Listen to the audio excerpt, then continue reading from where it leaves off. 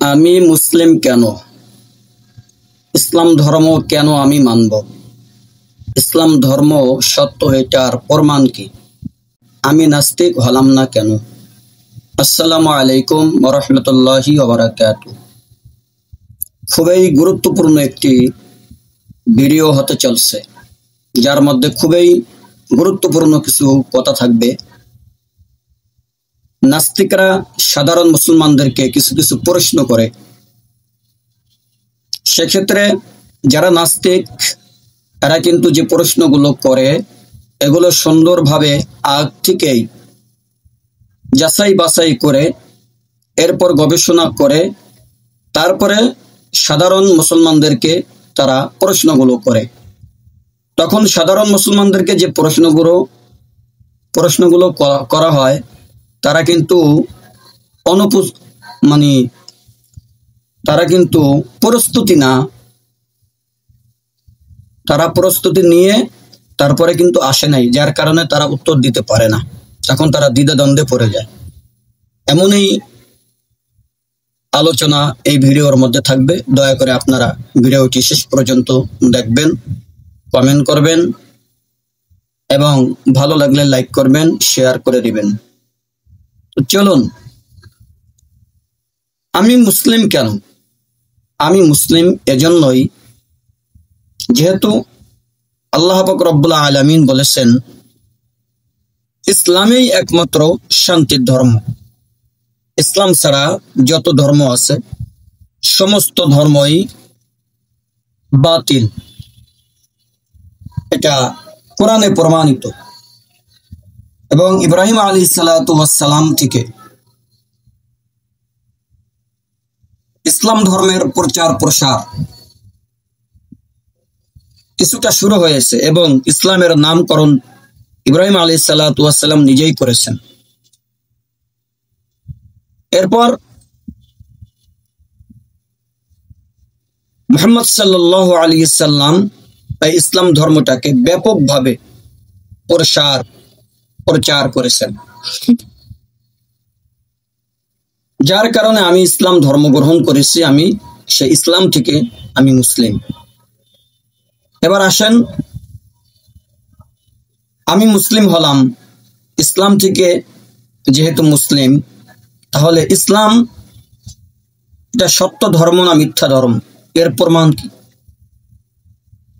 আপনারা যদি লক্ষ্য করেন, ইসলাম ধর্মের ব্যাপারে আপনারা সুন্দরভাবে কোরআনের মধ্যে আলোচনা পেয়ে যাবেন। সূরা আলে ইমরানের 19 নম্বর আয়াত, এখানে আল্লাহ রাব্বুল আলামিন স্পষ্ট বলেছেন ইন্নাদ-দীনা ইনদাল্লাহিল ইসলাম, নিশ্চয়ই দিন আল্লাহ তাআলার কাছে ইসলাম। ধর্ম যেটা, এটা আল্লাহ তাআলার নিকট, একমাত্র আল্লাহ তাআলার নিকট ইসলাম।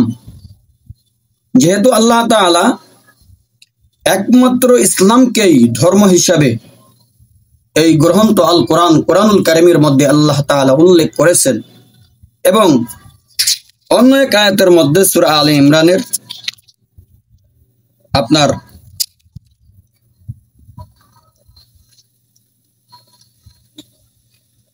85 নম্বর আয়াতের মধ্যে আল্লাহ তাআলা বলেছেন ওমাই ইয়াবতাগি গায়রাল ইসলামি দীনান ফালাইয়ুকবালা মিনহু। ইসলাম ব্যতীত যদি কেউ অন্য কোন ধর্ম গ্রহণ করে, তাহলে সেই ধর্মকে আল্লাহ তাআলা কবুল করবেন না, গ্রহণ করবেন না। 85 নম্বর আয়াত সূরা আলে ইমরান, আপনি দেখেন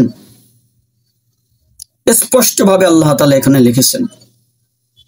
তাহলে নাস্তিকরা সাধারণ মুসলমানদেরকে যখন প্রশ্ন করে, তারা তো এই কোরআনের আয়াতগুলো জানে না। অনেক হুজুররা, আলেমরা প্রস্তুতি নেয় নাই, তো যার কারণে তাদের এই বিষয়গুলো যেহেনের মধ্যে থাকে না, তারা প্রশ্নের উত্তর দিতে পারে না। তখন এই নাস্তিকগুলো সেই সাধারণ মুসলমানদেরকে বিভিন্ন ভুলভাল বুঝিয়ে তারা তাদের দল ভারী করে। তাই জন্য যারা জানতে চান যে ইসলাম ধর্ম যে সত্য, এটা দলিল কোথায়, প্রমাণ কি? দলিল নেন, প্রমাণ নেন, কোরআন খোলেন। আপনি তো কোরআন পড়েন নাই, কোরআন রিসার্চ করেন নাই, কোরআন দেখেন নাই, দলিল কোথা থেকে পাবেন? আমরা মুসলমান, আমরা এই কোরআনকে বিশ্বাস করি যে এটা আল্লাহ তাআলার কথা, কিতাবুল্লাহ এটা। সুতরাং এখানে যা কিছু আছে সবকিছু আল্লাহ তাআলাই বলেছেন। আর আমরা আল্লাহ তাআলাকে একক মানি এবং তাকে বিশ্বাস করি। সেক্ষেত্রে আল্লাহ তাআলা এই কোরআনের মধ্যে যা কিছু বলেছেন সেগুলো আমরা বিশ্বাস করি। তাহলে যেহেতু একমাত্র ইসলামই হয়েছে ধর্মদিন, সেজন্য আমরা ইসলাম ধর্ম গ্রহণ করেছি, আর সেখান থেকে আমরা মুসলমান।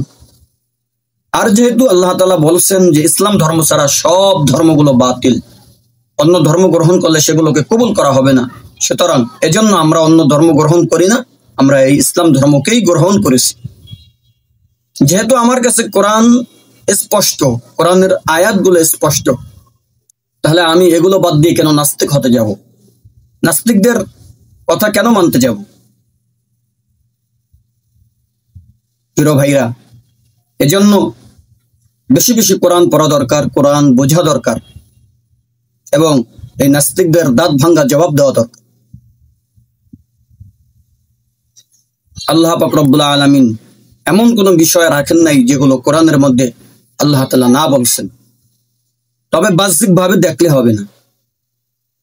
অনেক সময় দেখবেন হাদিস দিয়ে সাধারণ মুসলমানদেরকে নাস্তিকরা আটকায় ফেলে। সেক্ষেত্রে কোরআনের যেমন একটা শানে নজুল আছে, হাদিসেরও কিন্তু শানে ওরুদ আছে। সুতরাং শানে ওরুদ জানা না থাকার কারণে অনেক সময় কিন্তু দেখবেন যাদেরকে প্রশ্ন করা হয় তারা প্রশ্নের উত্তর সঠিকভাবে দিতে পারে না, এবং নাস্তিকরাও সে শানে ওরুদ জানে না বিধায় উল্টা পাল্টা প্রশ্ন করে। এজন্য সাবধান, নাস্তিকদের কবল থেকে নিজেকে বাঁচান, এবং যদি মনে করেন তাদের প্রশ্নের উত্তর দিতে পারবেন না, তাহলে তাদের কাছে যাওয়ার দরকার নাই, আগে গবেষণা করেন।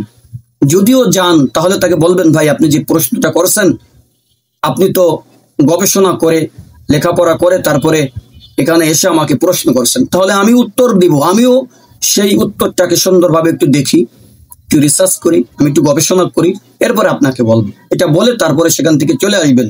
এরপর আপনি গবেষণা করেন, যদি পারেন আলহামদুলিল্লাহ উত্তর দিয়ে দিবেন, অন্যথায় বলবেন ভাই আমি পারলাম না। কিন্তু তাদের কবলে পড়া যাবে না। আল্লাহ তাআলা আমাদের সবাইকে যে কথাগুলো বললাম আল্লাহ তাআলা বোঝার তৌফিক দান করুক, এবং সত্য ধর্ম ইসলাম,